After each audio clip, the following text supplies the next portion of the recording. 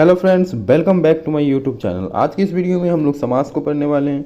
इस वीडियो में हम लोग पढ़ेंगे समास क्या होते हैं, समास के प्रकार, समास के उदाहरण और समास पहचानने की सबसे आसान ट्रिक। ये वीडियो देखने के बाद आपको समास पहचानने में कभी भी कोई दिक्कत नहीं आएगी। ठीक है, मात्र आप 2 सेकेंड में समास को पहचान लेंगे। ठीक है, तो चलिए वीडियो को स्टार्ट करते हैं। और यदि अभी तक आपने हमारे चैनल को सब्सक्राइब नहीं किया तो चैनल को सब्सक्राइब कर लीजिए, सब्सक्राइब बटन को दबा के। और वीडियो अच्छा लगता है तो वीडियो को लाइक कर दीजिए। तो चलिए बढ़ते हैं आगे। सबसे पहले हम लोग जान लेते हैं समास क्या होता है। समास का यदि हम अर्थ देखें तो समास का अर्थ होता है संक्षेप या सम्मिलन। जब 2 या 2 से अधिक पद, ठीक है, दूसरे शब्दों में देखिए, जब 2 या 2 से अधिक पद अपनी विभक्ति चिन्ह या अन्य शब्दों को छोड़कर एक हो जाते हैं तो वो समास कहलाते हैं। समास का मतलब होता है कि जब कोई दो पद है और वो दोनों अपने विभक्ति चिन्ह या किसी अन्य चिन्ह, अन्य शब्दों को छोड़कर एक हो जाते हैं तो जब कहलाते हैं। ये तो हो गई समास की डेफिनेशन। इसको हम लोग आसानी से समझ पाएंगे एग्जाम्पल के द्वारा। तो देखिए एग्जाम्पल से इसको क्लियर करते हैं। जैसे भाई बहन क्या है, एक समास है। भाई बहन क्या है, एक समास है। इसका यदि हम समास विग्रह करें तो हो जाएगा भाई और बहन। ठीक, तो भाई और बहन को में से और का लोप हो गया। ठीक है, और का लोप हो गया और क्या बन गया, भाई बहन। तो भाई बहन क्या है, एक समास है। ठीक, अपने विभक्ति चिन्ह एक शब्द और को छोड़कर यह क्या बन गया, भाई बहन। ठीक है, तो यहाँ पर एक चीज़ देखिए, ये जो भाई बहन है ये समास का समस्त पद कहलाता है। और भाई और बहन जब हम इसको तोड़ देते हैं, ठीक है, अलग अलग कर देते हैं भाई और बहन को, तो ये समास विग्रह कहलाता है। ठीक है, दूसरा एग्जाम्पल देखिए, राजकन्या। राजकन्या क्या है, एक समास है। ठीक, राजकन्या क्या हो गया, समस्त पद हो गया। और जब हम इसको तोड़ देते हैं कि राजा की कन्या, राजकन्या का मतलब क्या होता है, राजा की कन्या, तो ये क्या हो गया, इसका समास विग्रह हो गया। ठीक है, तो यहाँ पर आप समास क्या है ये समझ गए और साथ ही साथ समस्त पद और समास विग्रह में क्या अंतर है आप ये भी समझ गए। ठीक, तो चलिए आगे देखते हैं। अब देखिए समास के 6 भेद होते हैं। समास के मुख्यतः 6 भेद होते हैं। ठीक है, कौन कौन होते हैं, तो तत्पुरुष समास, कर्मधारय समास, द्विगु समास, द्वंद्व समास, बहुव्रीहि समास और अव्ययी भाव समास। ठीक, अब तो आप ये 6 के नाम याद कर लें और बारी बारी से हम इन सभी समास के बारे में पढ़ेंगे। ठीक है, तो सबसे पहले देखते हैं तत्पुरुष समास को। देखिए तत्पुरुष समास क्या होता है। एक और चीज़ समझ लीजिए, समास के भेद को समझने से पहले एक और चीज़ हमारे लिए जानना जरूरी होता है कि प्रथम पद या पूर्व पद और अंतिम पद या उत्तर पद क्या होता है। तो देखिए भाई बहन में भाई जो है, ठीक है, भाई जो है पूर्व पद कहलाता है। भाई क्या कहलाता है, पूर्व पद। पूर्व पद आप इसको बोल सकते हैं या इसको प्रथम पद भी बोल सकते हैं। ठीक है, और ये जो बहन है, ठीक है, बहन जो आप देख पा रहे हैं ये उत्तर पद कहलाता है। ठीक है, उत्तर पद आप बोलिए या फिर आपको अंतिम पद भी इसको बोल सकते हैं। तो समझ में आ गया, जो शुरू में रहता है, जो फर्स्ट में रहेगा उसको हम लोग क्या बोलेंगे, पूर्व पद। ठीक है, या पहला पद, और जो अंतिम में रहता है उसको अंतिम पद या उत्तर पद। तो यहाँ पर राजा की कन्या में राजा क्या हो गया, प्रथम पद हो गया, और कन्या क्या हो गया, उत्तर पद हो गया। अब चलिए हम लोग समास के भेद को देखते हैं। तो सबसे पहले हम लोग देखते हैं तत्पुरुष समास। तत्पुरुष समास में देखिए क्या है इसका डेफिनेशन, जिस समास में अंतिम पद प्रधान हो और ऐसे होता है और ऐसे पदों के बीच से विभक्ति चिन्ह का लोप होता है उसे तत्पुरुष समास कहते हैं। तत्पुरुष समास में क्या होता है, उत्तर पद प्रधान होगा, यानी अंतिम पद जो होगा वो प्रधान होगा। सबसे पहली बात इसको नोट कीजिए कि अंतिम पद प्रधान होगा। और दूसरी बात क्या है कि 2 पद जब मिलेंगे तो उनके बीच से विभक्ति चिन्ह का लोप हो जाएगा। विभक्ति चिन्ह मतलब कि उनके बीच से का लोप हो जाएगा, की लोप हो सकता है, के लिए, को, ये सब जो है विभक्ति चिन्ह होते हैं और इनका लोप हो जाता है। ठीक है, जैसे हम एग्जाम्पल देखेंगे, राजा की कन्या ठीक है। तो ये तत्पुरुष समास है। क्यों? क्योंकि यदि हम इसका विग्रह करेंगे तो क्या हो जाएगा, राजा की कन्या, और राजकन्या में से क्या है, की का लोप हो रहा है, तब राजकन्या बनना है, तो ये क्या तत्पुरुष समास है। उसी प्रकार से रसोई घर, जब हम इसका विग्रह करेंगे तो ये क्या होगा, रसोई के लिए घर, यानी कि के लिए का लोप हो रहा है और इससे क्या बनना है, रसोई घर।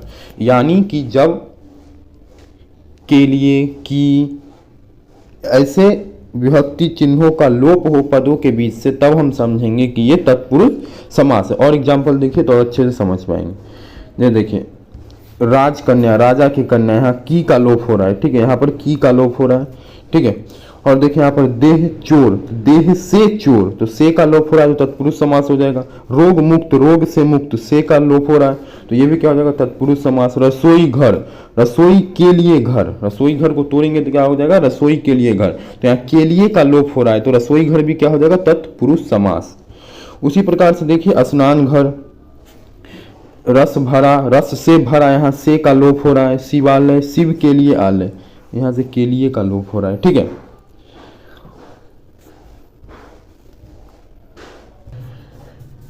हिमालय, हिम का आलय, का लोप हो रहा है यहाँ पर, तो ये हिमालय भी क्या है, एक तत्पुरुष समास है। गंगा जल, यानी कि गंगा का जल, तो यहाँ पर का लोप हो रहा है तो गंगा जल भी क्या है, तत्पुरुष समास है।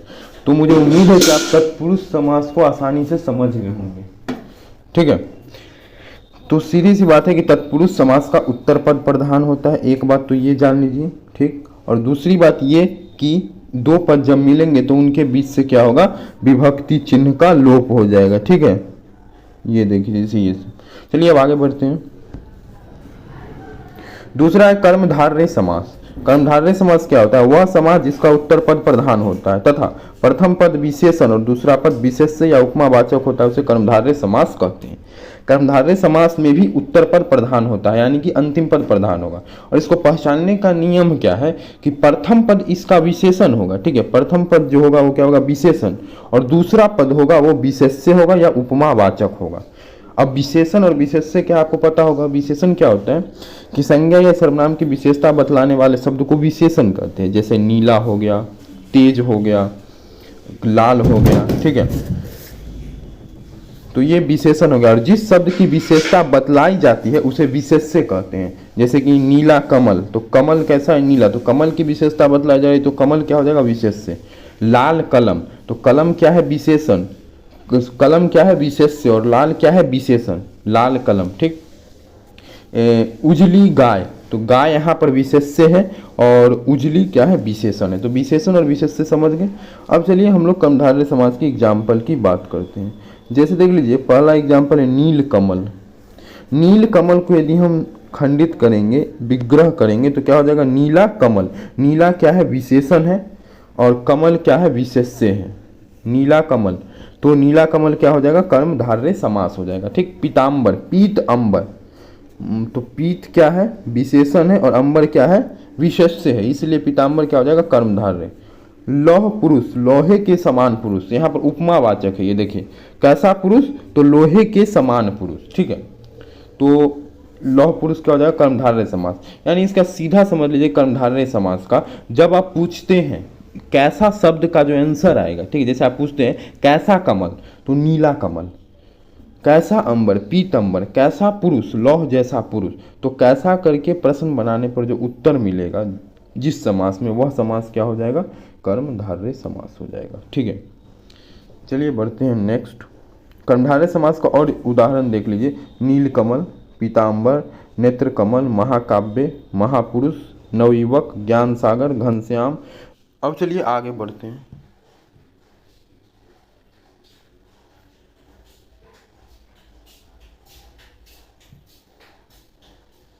अब देखिए द्विगु समास। द्विगु समास क्या होता है, वह समास जिसका उत्तर पद प्रधान होता है। द्विगु समास का क्या होता है, द्विगु समास में भी उत्तर पद प्रधान होता है, तत्पुरुष समास और कर्मधारय समास की तरह, लेकिन पहला पद संख्यावाचक विशेषण होगा। इसका जो पहला पद होगा वो क्या हो गया, संख्यावाचक होगा, ठीक है, और उसे द्विगु समास कहते हैं। इसको पहचानने के लिए सीधी सी बात समझ जाइए कि द्विगु समास को हम पहचानने के लिए देखेंगे कि इसका पहला पद जो होगा संख्या होगा। संख्या समझ रहे हैं, कोई भी नंबर होगा। जैसे हम बात करते हैं चौराहा, तो चौ मतलब 4 होता है, तो 4 क्या एक नंबर है, तो चौराहा क्या हो जाएगा, द्विगु समास हो जाएगा। ठीक, उसी प्रकार से जब हम लोग बात करते हैं ये नवग्रह, नवग्रह कितने ग्रह, 9 ग्रहों का संग्रह हो गया। ठीक है, तो 9 नंबर आ रहा है तो इसलिए 9 क्या है, द्विगु समास है। ठीक है,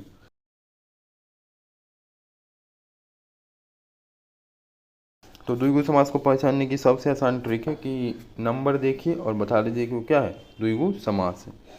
ठीक है, चलिए द्विगु समास के बहुत सारे एग्जाम्पल मैंने यहाँ लिख रखे, देखिए चौराहा, 4 9 ग्रह 9 है तो 9 क्या है, नंबर है तो इसलिए द्विगु समास। दोपहर 2, त्रिफला, त्रिगुण, पंचवटी मतलब 5 बटों का समाहार, 5 नंबर आ रहा है तो इसलिए क्या, द्विगु समास हो जाएगा। चतुर्वेद 4 वेद, अष्टाध्यायी, त्रिशूल, तिमाही, तिमाही मतलब 3 महीनों का समाहार, ये सभी क्या है, द्विगु समास के उदाहरण है।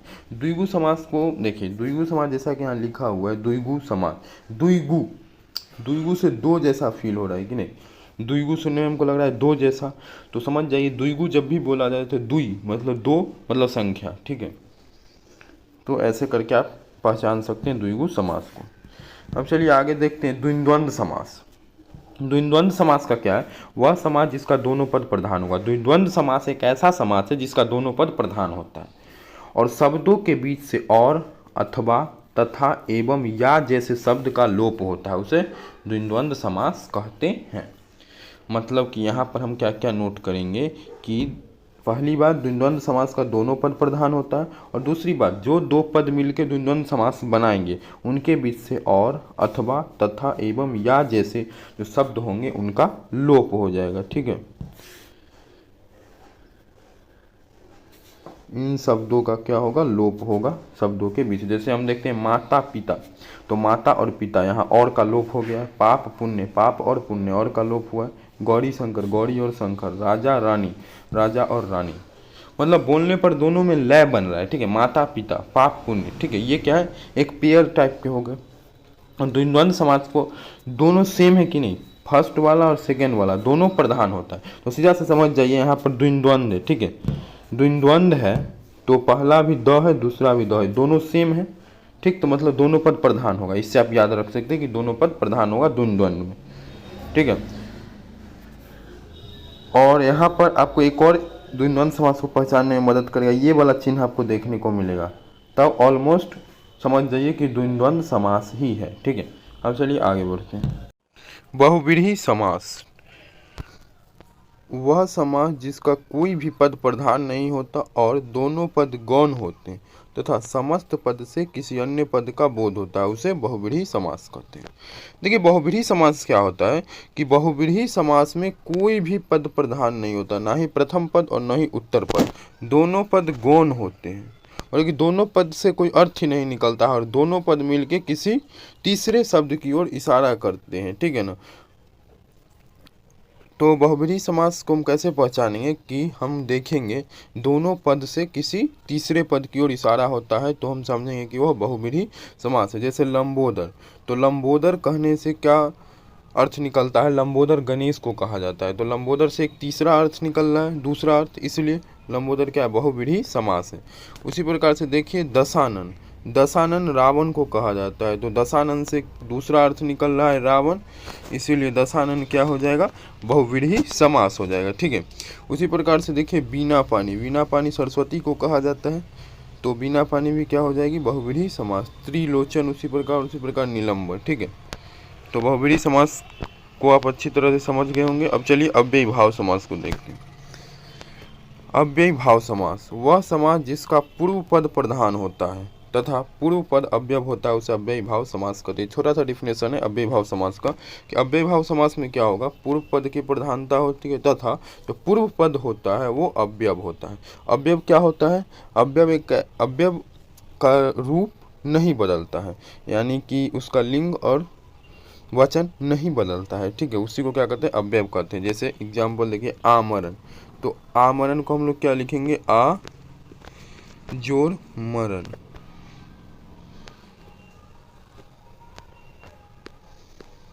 तो यहाँ देखिए आ क्या है, अव्यय है, इसलिए आमरण क्या हो जाएगा, अव्ययी भाव समास हो जाएगा। उसी प्रकार से देखिए यथा संभव में यथा क्या है, अव्यय है, इसीलिए क्या हो जाएगा, अव्ययी भाव समास। अव्यय भाव समास के और एग्जाम्पल हम लोग देख लेते हैं, तब अव्यय भाव समास क्लियर हो जाएगा। देखिए जैसे भरपेट, प्रत्येक, प्रति। प्रत्येक में प्रति जो है क्या है, अव्यय है। आमरण आ अव्यय है। यथासंभव में यथा अव्यय है। यथाशक्ति अव्यय भाव समास है क्योंकि यथा अव्यय है। बेताब में बे अव्यय है। यथाशीघ्र, निर्भय, बखूबी, अनजाने। ठीक है, ये सभी क्या हो गए, अव्यय भाव समास के उदाहरण हो गए। तो आप चाहे तो इसका स्क्रीनशॉट भी ले सकते हैं। अब देख लीजिए समास को इन वन शॉट, एक शॉट में पूरे समास को हम लोग देख लेते हैं। तो हमने देखा कि समास के 6 भेद होते हैं, तत्पुरुष समास, कर्मधारय समास, द्विगु समास, द्वंद्व समास, बहुव्रीहि समास और अव्यय भाव समास। ठीक है, तत्पुरुष समास का उत्तर पद प्रधान होता है, कर्मधारय समास का भी उत्तर पद, द्विगु समास का भी उत्तर पद प्रधान होता है। ठीक है, मतलब कि इन तीनों समास का क्या होता है, उत्तर पद प्रधान होता है। द्वंद्व समास एक ऐसा समास है जिसका प्रथम और उत्तर पद दोनों प्रधान होता है। ठीक है, बहुव्रीहि समास का एक भी पद प्रधान नहीं होता है। ठीक है, और अव्यय भाव समास का क्या होता है, पूर्व पद प्रधान होता है। तो इसको आप अच्छी तरह से दिमाग में फिट कर लें।